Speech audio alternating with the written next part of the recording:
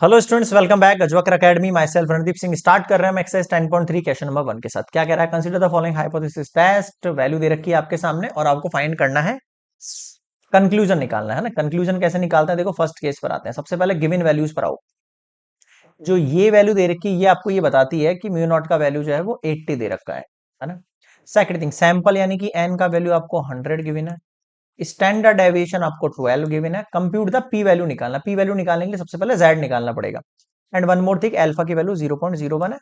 First case की अगर मैं बात करूं तो यहां पर मीन का वैल्यू कितना दे रखा है? 77 दे रखा है। ठीक है, ये बात की बात है। पहले आ गया हो जेड की जो फॉर्मूला पहले बोल दी ना, फिर इनका यूज बताऊंगा। जेड का फॉर्मूला होगा x mean minus mu not upon standard deviation root में एन। अब इसमें वैल्यू पुट कर दो आप, सिंपल। देखो, ये वैल्यू है 77 माइनस म्यू नॉट का वैल्यू है आपके पास 80 डिवाइड स्टैंडर्ड डेविएशन है 12 अपॉन रूट के अंदर है एन। एन मतलब 100। ठीक है, अब देखो 77 में से 80 गया तो कितना बचेगा? माइनस का 3 अपॉन 12 मल्टीप्लाई में रूट में 100। 3 4 जा -1/4 मल्टीप्लाई में कितना हो गया? 10 हो गया। 2 2 जा 2 5 जा 2 से ये कट होगा, कितना हो जाएगा? -2.5 आ जाएगा जेड का वैल्यू। पहले तो बताओ जेड की वैल्यू में किसी को कोई दिक्कत है क्या? नहीं है। अब आ जाओ नेक्स्ट पेज पर।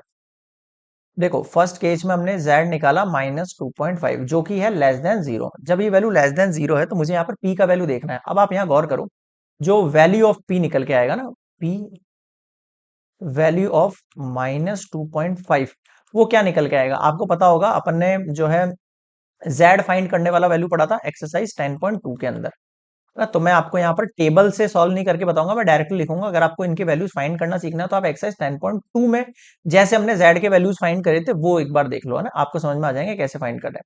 तो यहाँ पर वैल्यू कितना निकल के आएगा? इसका डायरेक्टली निकाल रहा हूं मैं, 0.0062 निकल के आएगा। वैसे 1 में से माइनस होगा 2.5 का वैल्यू। ऐसे करते हैं जब नेगेटिव वैल्यू होती है ना, 1 माइनस एफ 2.5, याद करो।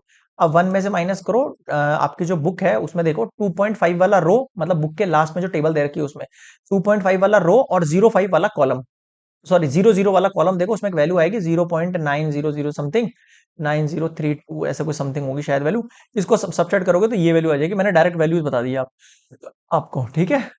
बाकी आपको ये याद नहीं करनी है, आपको एग्जाम में टेबल मिल जाएगी या फिर इसकी वैल्यू गिवन मिल जाएगी, बट आपको ये फाइंड करना आना चाहिए। अगर टेबल मिल गई तो फाइंड कैसे करोगे? समझ गए? चलो, अब आपको ये देखना है कि ये जो वैल्यू निकल कर आई है आपके पास 0.0062, ये क्या लेस देन है अल्फा से?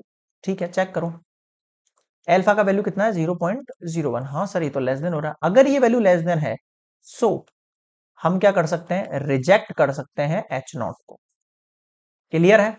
नल हाइपोथेसिस हो गया रिजेक्ट इस कंडीशन में। चलो आगे बढ़े। अब आ जाओ सेकंड केस पे। सेकंड केस पे कुछ चेंज नहीं होगा, बस एक्स का वैल्यू बदल जाएगा। यानी जो जेड का फॉर्मूला आपने x not minus mu not upon this लगाया था, यहां आपको एक्स की मतलब मीन की जगह 81 पुट कर देना है। बाकी वैल्यू एज इट इज रहेगी, उनमें कोई चेंजेस नहीं होगा। जैसे ये वैल्यू आपने 80 पुट करी ना, वापस से 80 पुट हो जाएगी। ये वैल्यू आपने 12 पुट करी, नीचे रूट में 100 पुट करा। 81 में से 80 गया तो 1/12 मल्टीप्लाई में 10 ऊपर, 2 5 जा 2 6 जा 5/6 को डिवाइड करोगे 0.83 निकल के आ जाएगा, जो कि ग्रेटर देन जीरो है।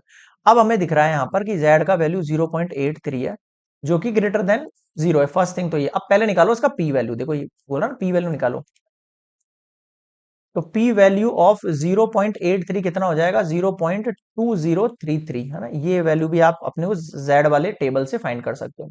अब आप मुझे बताओ 0.2033 क्या ग्रेटर देन है अल्फा से? चेक करते हैं। 0.2033 ग्रेटर देन 0.01। हाँ भाई, ये तो वैल्यू आपके पास ग्रेटर देन निकल रही। अगर ये वैल्यू इससे ग्रेटर देन है तो मैं इसको कह सकता हूँ do not reject H not. बताओ समझ में आया क्या? क्लियर है? बस कैलकुलेशन का फंडा है, कैलकुलेशन आपको थोड़ी सी अच्छी रखनी पड़ेगी आपकी, है ना। बाकी टेबल को देखने वाले जो कॉन्सेप्ट है वो मैं पहले बता चुका हूँ आपको। Question number 1 complete.